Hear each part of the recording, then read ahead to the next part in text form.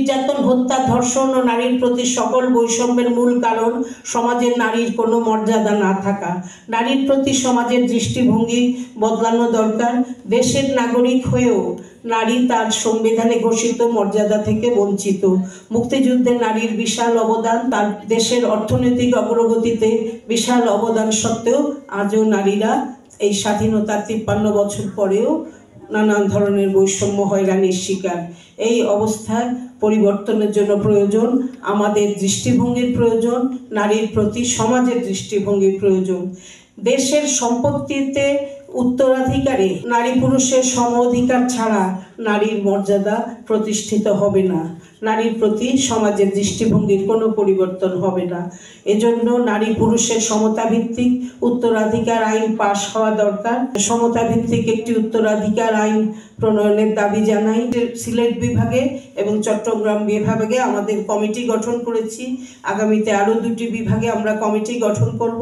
এইভাবে পর্যায়ে নারীর কার্যক্রম অংশগ্রহণ ভিত্তিক একটি শক্তিশালী সংবাদ মাধ্যমই সমাজে ন্যায় বিচার ও সুশাসন প্রতিষ্ঠায় দৃঢ় ভূমিকা রাখতে পারে।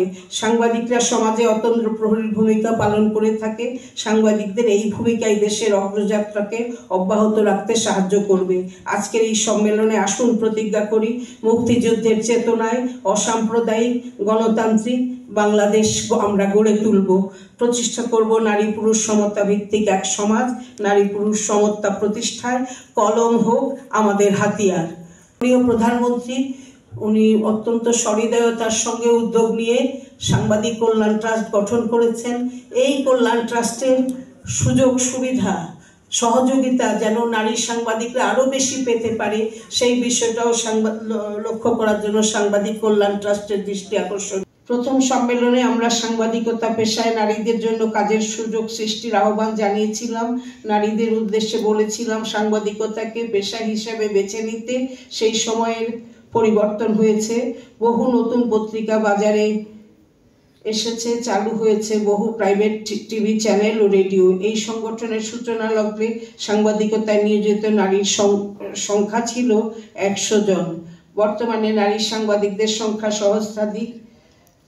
তারা ইতোমধ্যেই কর্মক্ষেত্রে তাদের যোগ্যতার প্রমাণ রেখেছেন। রিপোর্টিং ক্ষেত্রে ভালো কাজ করে সকলের প্রশংসা কুড়িয়েছেন অনেক নারী সাংবাদিক। টিভি সাংবাদিকরা যতটা দৃশ্যমান সংবাদপত্রের সাংবাদিকদের কাজ করছেন, তাদের কর্মকাণ্ড সবসময় ততটা দৃশ্যমান হয় না। রিপোর্টিংয়ে যারা রয়েছেন তাদের সংবাদ সংগ্রহ করতে দেখা যায়, কিন্তু ডেস্কে যারা কাজ সেরে যে সাব-এডিটর মধ্যরাতে একা বাড়ি ফেরেন, তাদের কাজটা অবশ্য টিভিতে দেখা যায় না। এভাবে সব বিভাগেই কিন্তু মেয়েদের পদচারণা ক্রমশ বাড়ছে, এটা আসার কথা। কিন্তু যতটা বাড়ার কথা ততটা বাড়ছে কি এ হাল? না, সাংবাদিকতায় নারীদের উপস্থিতি আরও বাড়া প্রয়োজন।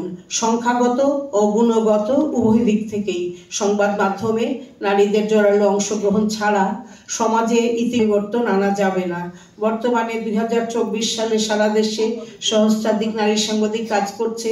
পলিটিক্যাল, এনার্জি, ক্রাইম, দুদক, ইকোনমিক, স্পোর্টস, তথ্য প্রযুক্তিবিদ সহ সকল বিটে মেয়েরা কাজ করছে। অন্যান্য পেশার মতো সাংবাদিকতার বিভিন্ন ক্ষেত্রে ও বিটে নারীরা সাফল্যের প্রমাণ রেখেছেন। সাংবাদিকতায় নারীদের অংশগ্রহণ বেড়েছেন।